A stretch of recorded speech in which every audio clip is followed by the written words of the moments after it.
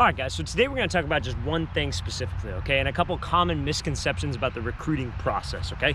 You guys want to know how to get a D1 offer. I know that's a lot of people's goals, especially coming into high school as a freshman. Your goal is I want a D1 offer. And then some of you are just saying, I just want to go play college ball. I want my education paid for, and that's completely fine, okay? But today we're going to talk about what it takes to get a Division I offer, okay? That's all we're going to talk about. So the main thing, a lot of you guys are fed this lie that, you know, a recruiting service like NCSA. Personally, I don't think NCSA is worth it. That's just me, though. I'm not going to knock somebody else. I'm sure they've done a lot of good for athletes, I think. I mean, I hope, at least, with how many people sign up for their thing.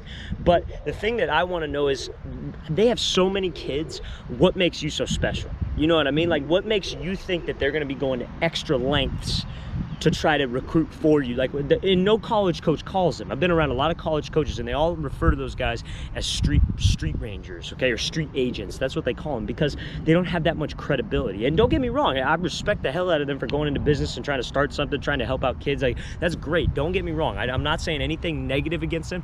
I just personally don't believe they're going to help out and get you recruited. And maybe they'll get you recruited, but not a Division I school. Have you ever heard of any Division I talent, any Division I player coming up and say, oh, I owe everything to NCSA? You haven't heard that yet. And I mean, maybe it will happen. I hope it does happen, because, you know, I hope they prove me wrong. I like what they're trying to do. It's just I really don't believe in it that much, okay? It's nothing that I would have done when I played, and I just don't believe in it, okay? What I think you should do to get somebody to help you out to recruit, some guy made this great video on IGTV on Instagram, and it was about how, and this is exactly 100% true, that college coaches contact local recruiting guys. You know what I mean? You know that one guy that goes to all your games, is there, he knows talent, he sees talent. NCSA doesn't go to your games. They just see your film. They don't see you in person. The college coaches, when they need a guy, they call those local guys that actually have connections. That's the guy you want to get involved with. That's the guy you want to build a relationship with. That's the guy you want to reach out to and reach out to and reach out to, and maybe pay for his service if he even has one.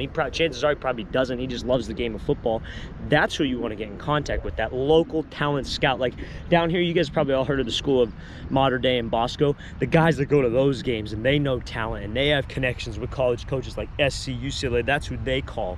That's who you should get in contact with. Now, the second common misconception is that you're going to get noticed at a camp.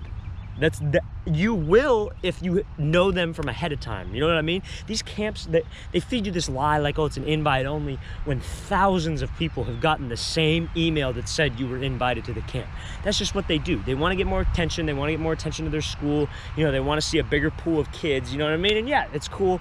They're doing it to, you know, make a little bit of profit. That's fine. You know what I mean? I'm not going to knock that either. But the thing is you're not going to show up and nobody's going to know you. And then you're going to roll up to the camp, and then everybody's going to be like, oh, who's that guy?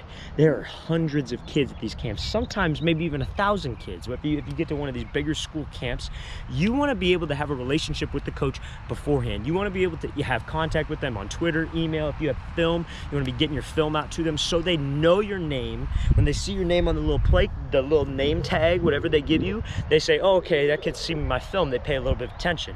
It's all about getting attention, guys. Everything that I've done, like let's say in the social media world, has been about getting attention. I wanted to get attention from everybody because I want to help everybody's game improve. That's what I want. And you guys need to do the same thing. It's about grabbing a college coach's attention. If I can get his attention to my game, because you know that you can play. We're all assuming this, that you have the skills, okay? That's another thing that we don't even need to worry about. This is, we have the skills, we have good film. What can we do after that? You can't just expect to walk in and think everybody's going to be, oh, who's that guy? There are hundreds of other kids with talent that are hoping the same thing. You just have to be prepared. You have to create a relationship with these coaches beforehand. That's the only way to D1 school you're gonna get noticed, okay? I remember back when I was in high school, I would go to these like smaller camps, like Division II, Division III, and there'd be what, like 25 kids there? Those were the camps where you could just show up and nobody knows you, and then you could leave with knowing every coach on a first name basis. You know what I mean? It's those kind of camps that'll get you noticed fast. But a Division I camp where you have tons of kids, especially if you're in like a rural area like Ohio, and you know what I mean? Ohio State's right there. Then everybody wants to come to that camp because that's the big school around there. You know what I mean? Like you're not going to get noticed by just walking in, okay? You got to have a plan beforehand. Got to have a plan beforehand. Now, the third thing I want to discuss, and this will be the last thing that I want to discuss, is what should you be doing on your film, okay? Because your film is super important. That's how you get, obviously, like we talked about, that's how you get attention from these coaches. You got to have good film. You got to have something to be able to send out to these people as, you know, kind of a follow-up. Like, hey, coach, you know, this is how you doing? My name is whatever, class of whatever. I play this. I want to send you over my film. You know what I mean? Send them the huddle link, and then if you know what I mean? If you don't get a response back, maybe break down the film. Hey, coach, this is the highlight from my first 3 games. Just have material to follow up with these guys. You got to be able to follow up with them to create that attention so they know your name, and then eventually they will know your face, but you have to follow up with these guys. Now, what should go into your film? It should not just be routine plays. If it's more than 10 minutes and it's a bunch of freaking play actions, throw a flat if you're a quarterback, or catching a hitch if you're a receiver, or just making a routine tackle if you're any kind of defensive player, that's not what they want to see. They want to see maybe 3 to 5 minutes. That's your window. That's how long it needs to be. And it needs to be your best 3. They should be highlights, not plays that we expect you to make, guys, okay? So 3 things. Build a relationship with a guy who has college connections, okay? He's the one who would recruit for you. He's the one, if you have a relationship with him, when a college calls, that's who they're gonna go to. Second thing, make sure you're known before you expect to get noticed at a camp, like a summer camp, anything. Make sure you have a relationship with the coaches first, or else you're just going there to get better. You're not really trying to go there to get noticed, and that's fine too. It depends. It's 100% up to you. And then third, make sure your highlights are good highlights, plays that you should be making, or plays that you aren't expected to make, not just plays that you should be making.